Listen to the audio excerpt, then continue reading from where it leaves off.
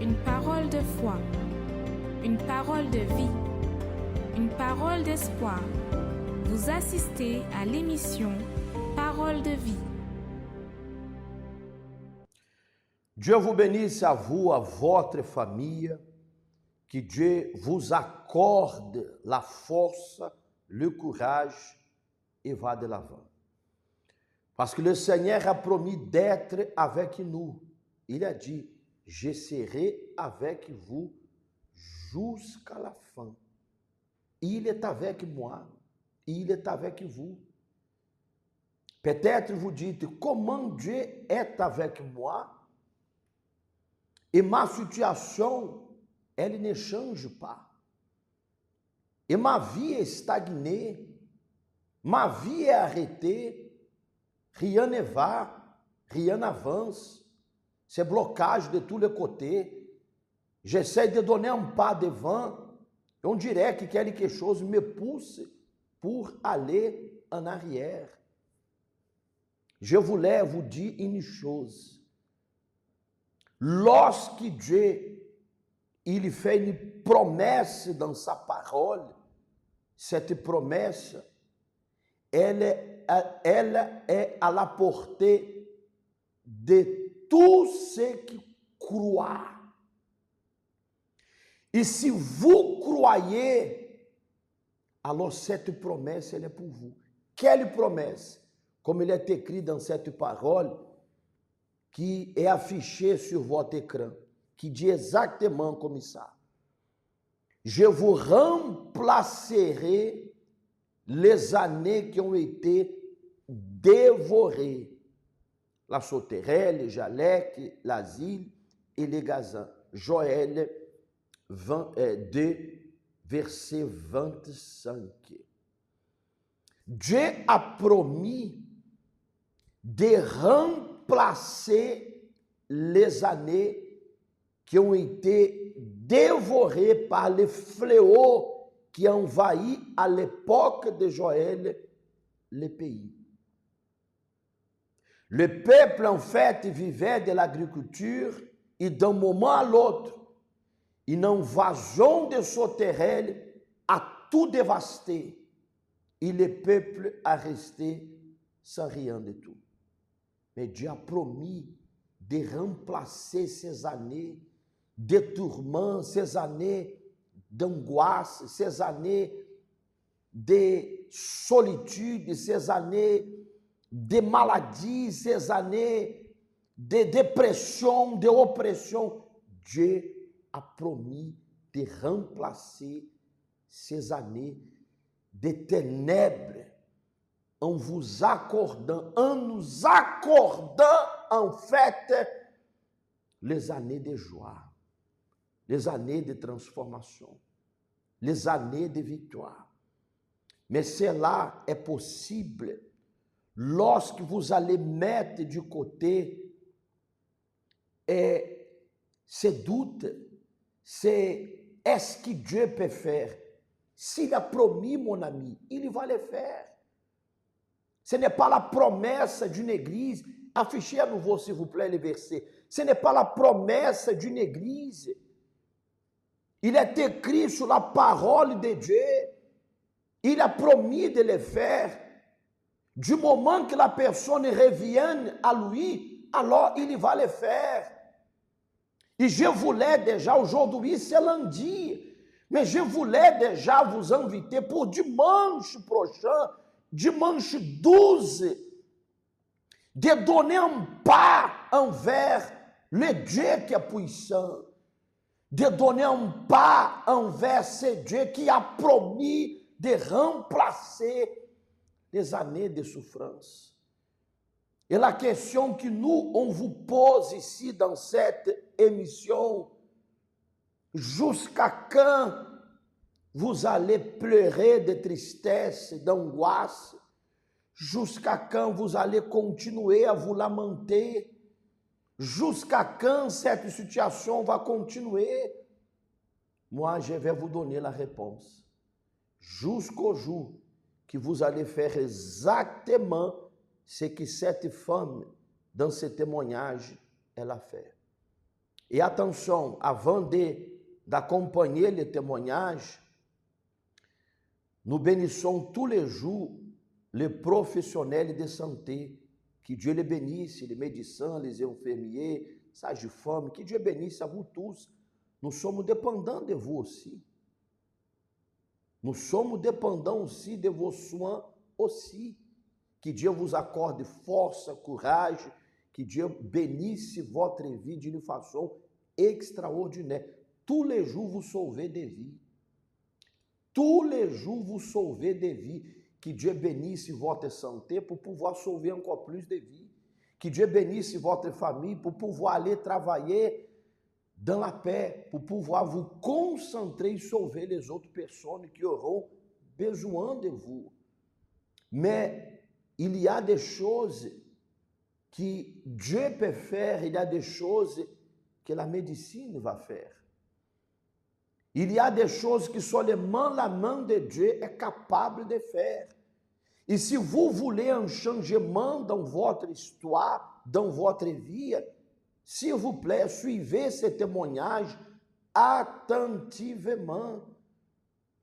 La vie de ces messieurs, c'était déjà un cas perdu.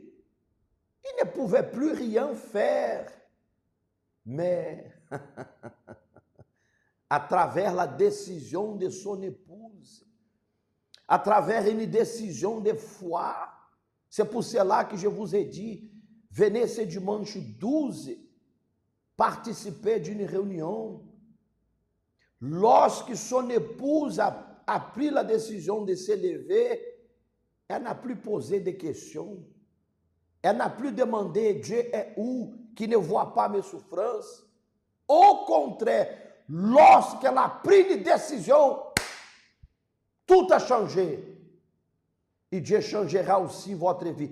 S'il vous plaît, messieurs, madame, vous m'accompagnez de votre maison, de l'hôpital, vous m'accompagnez de votre travail, peut-être là dans votre chambre cachée, vous êtes déjà, vous avez tout planifié parce que vous ne supportez plus. Attention, Dieu vous aime. Dieu veut vous sauver. Votre position, ce n'est pas important à Dieu. Les statuts que vous avez, ce n'est pas important à Dieu. Le plus important, c'est la clameur que vous allez réaliser au Seigneur. Si vous voulez préparer déjà une chaise, préparez une chaise là chez vous, mettez sur votre chaise la Bible. Parce qu'au moment de la clameur, vous pouvez vous mettre à genoux et devant la parole de Dieu et invoquer le Dieu qui est vivant, qui va vous écouter, qui va vous bénir et qui va vous dire que votre cas a une solution. Nuit du 28 octobre 2024. La caméra de surveillance enregistre l'instant exact où une voiture perd le contrôle, traverse la voie opposée et percute la moto. La victime tombe déjà inconsciente. La violence de l'impact projette le casque de l'autre côté de l'avenue. La victime s'appelait Jérémias Evangelista da Silva.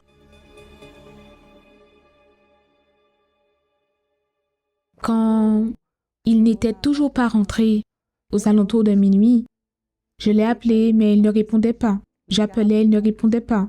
Et là, j'ai attendu. Aux alentours de 5 heures du matin, 4 heures du matin, je suis sortie pour le chercher. Je suis allée dans les hôpitaux les plus proches de la maison et en arrivant dans les hôpitaux, aucune trace de lui. Et là, l'angoisse augmentait de plus en plus, à chaque heure plus. Et quand j'ai frappé à la dernière porte du dernier hôpital, là, ils m'ont dit, « Écoutez, la nuit où votre mari est arrivé ici, il y a eu aussi 2 accidents de moto.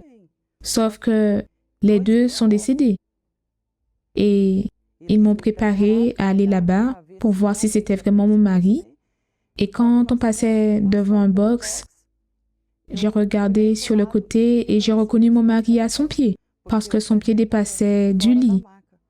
Et là, j'ai reconnu ses orteils. Et j'ai dit au docteur, « Docteur, c'est mon mari. » Et là, je me suis dégagée. Il me tenait et je me suis dégagée et je suis allée en direction de mon mari. Et quand je suis arrivée près de mon mari, là, je me suis retrouvée face à une scène très triste, car il était tout déformé. Son visage était complètement brisé. Regardez, il a eu 4 fractures à la mâchoire. Sa langue était dehors parce qu'il s'était coupé la langue en 2. Il a eu une perforation au poumon. Le médecin a dit, en plus de s'être cassé le bassin, ses parties intimes aussi se sont fendues en 2. Là, ses organes étaient tout déchirés. Alors le docteur a dit, nous allons l'emmener en soins intensifs. Il était là dans le box. Et là, dans le couloir, 15 jours en soins intensifs, il a commencé à sentir mauvais. Et quand il est allé faire l'opération de la mâchoire, il y a eu un médecin qui est venu me voir et il m'a dit, « Vous croyez en Dieu ?» Alors j'ai dit, « Oui, docteur. » Et il m'a dit, « Très bien alors, nous allons opérer cet homme pour voir s'il va pouvoir embrasser à nouveau. » Le médecin a dit cela. Oui, pasteur. Et il m'a dit, « Kelly, la chance que votre mari survive est très faible. » Alors, là, une révolte est montée en moi. Mais je l'ai simplement attaché sur le moment et j'ai utilisé ma foi. J'ai dit, c'est attaché, je n'accepte pas cela. Il va revenir de cette opération et cette opération sera une excellente opération. Là, il a été opéré, tout s'est bien passé et ils ont retiré ses drains. Au bout de 15 jours,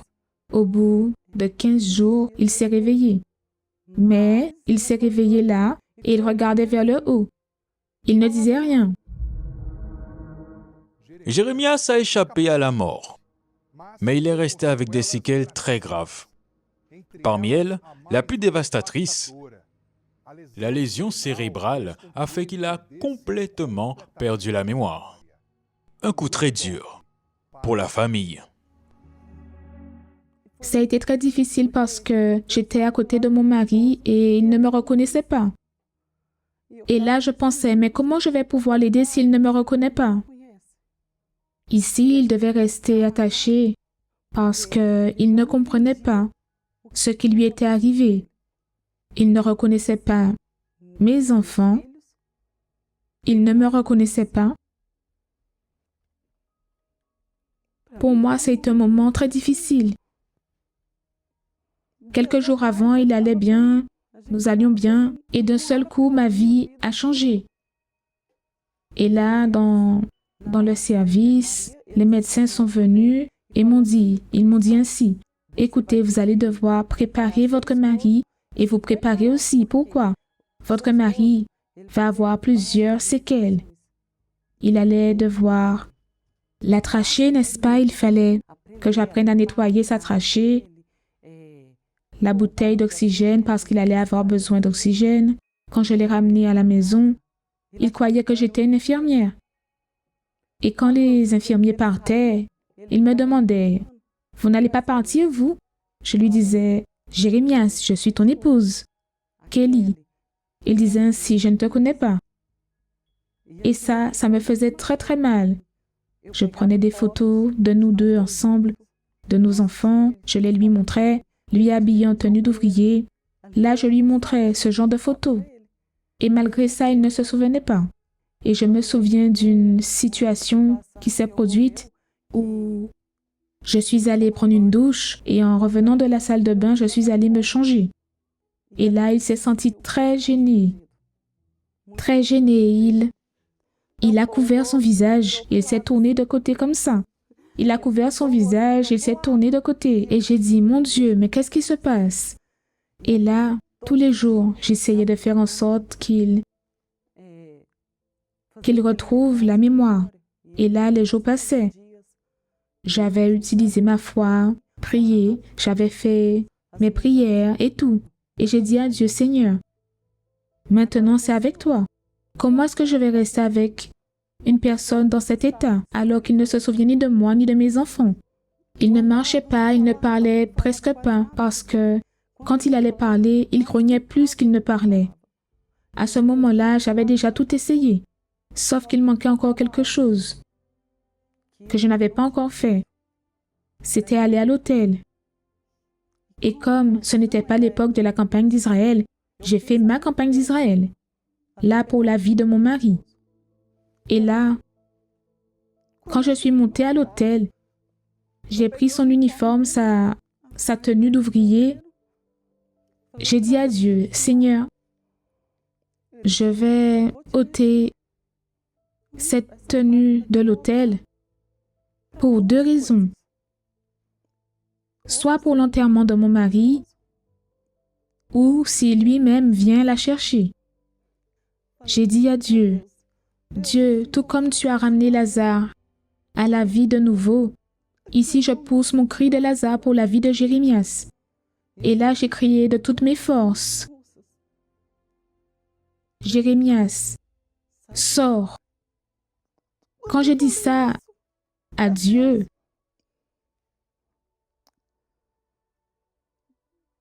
Dieu m'a dit, ne crains pas, je suis avec toi. Et là, j'étais en paix parce que j'avais le Saint-Esprit. Là, le Saint-Esprit me soutenait. Ma chair criait, mais elle criait devant Dieu. Tard dans la nuit, quand je fléchissais les genoux. Alors, il y a eu un jour où je me suis réveillée, il me regardait. Et je l'ai entendu m'appeler tout doucement parce qu'il parlait très doucement, avec la voix rauque. Et là, je l'ai entendu m'appeler. Tss, tss. Moi, oui. Quel est ton nom? Mon nom, c'est Kelly. Kelly? Oui. Kelly, c'est le nom de mon épouse. Hé, tu te moques de moi? Non, c'est que je m'en suis souvenu. Là, j'ai vu qu'il avait vraiment retrouvé la mémoire. Comment ça a été pour vous à ce moment-là? Très émouvant, pasteur. Pour moi, ça a été très émouvant. Alors, Jérémias, Jérémias m'a reconnu à nouveau. et il est là, n'est-ce pas? Il est là. Faites venir Jérémias ici, s'il vous plaît. Oui. Vous êtes là, Jérémias. Alors, personne n'avait besoin de vous emmener. Non, pas besoin. Vous marchez, Je marche pour contredire la médecine. vous embrassez. J'embrasse pour contredire la médecine. Ils ont dit que cette bouche n'allait plus jamais embrasser. Soit elle me mettrait mon uniforme d'ouvrier le jour de mes funérailles, soit moi, vivant, je monterai à l'autel pour prendre mon uniforme et le porter pour louer notre Seigneur. Et vous l'avez fait. Et je l'ai fait. Dans le meilleur endroit du monde, dans le meilleur endroit où je pouvais être.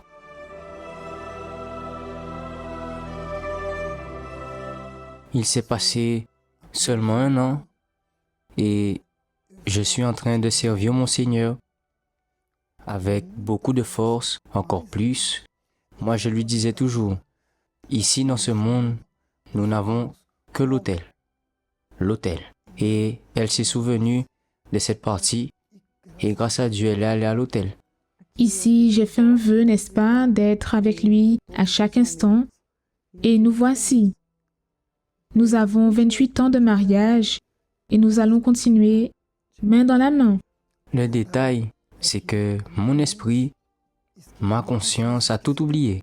De mon épouse, de mes enfants, de mes frères, de mes proches, tous, je ne les reconnaissais pas. Mais Dieu, je ne l'oubliais pas.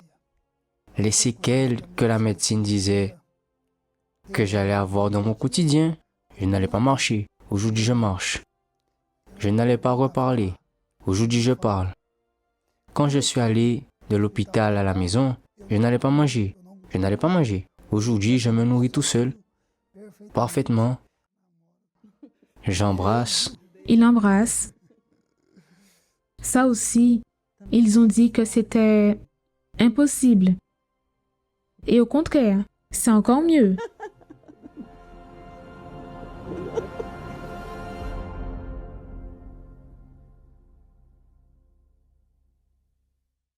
Vous venez d'accompagner ce témoignage Et je voulais vous dire une chose. Je ne sais pas où vous vous trouvez en cet instant. Je ne sais pas si vous êtes au travail. Je ne sais pas si vous êtes dans votre maison.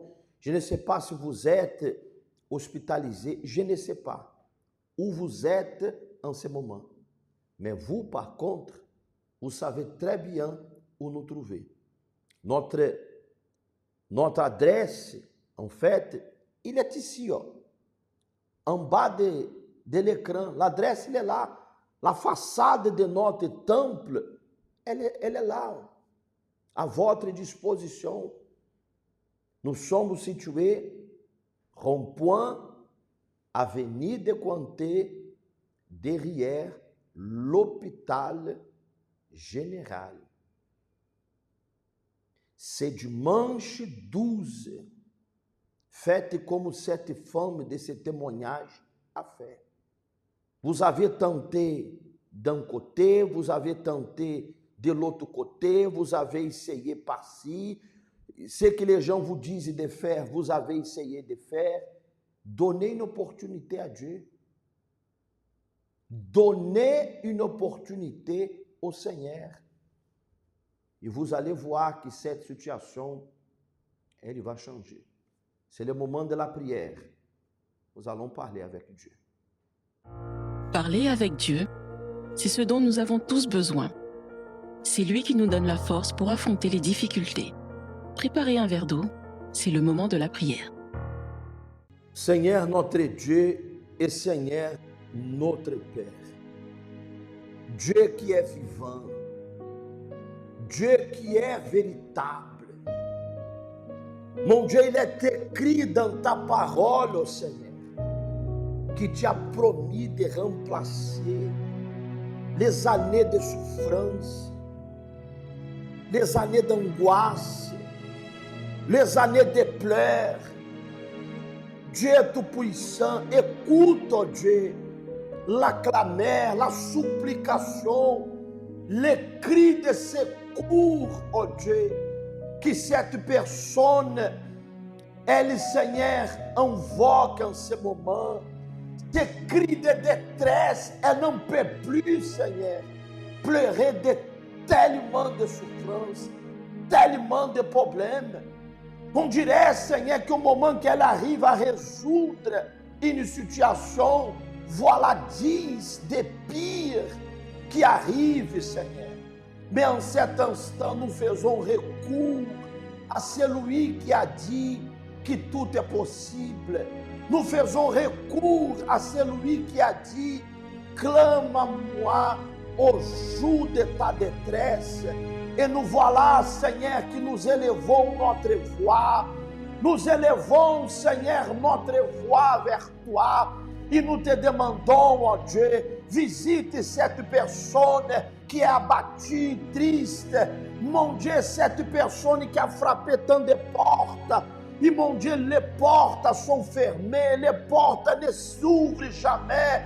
Mais Seigneur, tu es la porte, cette porte qui est le Seigneur, elle s'ouvre en ce moment pour que cette personne soit bénie, soit guérie, soit délivrée de ce trauma, soit délivrée de ce passé obscur, de ce passé de souffrance, qu'elle soit bénie, oh Dieu, en cet instant. Dieu Tout-Puissant, mon Seigneur, je détermine en cet instant la bénédiction dans la vie de cette personne qui nous accompagne, de sa maison, de son travail. Elle est à genoux en ce moment, elle parle avec toi, Seigneur, et que ta parole se matérialise dans leur vie. Mon Dieu, qu'il soit réel dans la vie de ces personnes. Mes amis, soyez bénis, recevez la paix, la force, recevez la santé, recevez la joie. Soyez transformés, que votre famille soit bénie, que Dieu vous accorde le meilleur, car ainsi nous croyons et nous déterminons. Amen. Grâce à Dieu. Amen. Voilà, vous êtes bénis au nom du Seigneur Jésus. Cette parole ici, cette parole ici, excusez-moi, cette parole ici, elle ne peut pas mentir. Si Dieu a promis de remplacer les années qui ont été dévorées, il va le faire. Il va transformer votre vie. Vous avez donné opportunité à tant de personnes. Donnez une opportunité à Dieu. Et vous allez voir ce qu'il est capable de réaliser dans votre vie. La bénédiction de Dieu, ce n'est pas la magie. Ce n'est pas l'illusion. Ce n'est pas une baguette magique qu'on balance et qui va apparaître beaucoup de choses. Ce n'est pas ça. C'est la foi, c'est la persévérance. Et si vous faites ce que Dieu vous a dit de faire, alors cette parole, elle s'accomplira dans votre vie. Dimanche 12, à 7h du matin, ou à 10h du matin, nous allons invoquer ce Dieu qui a promis de remplacer les années qui ont été dévorées. Dieu vous bénisse. Au revoir.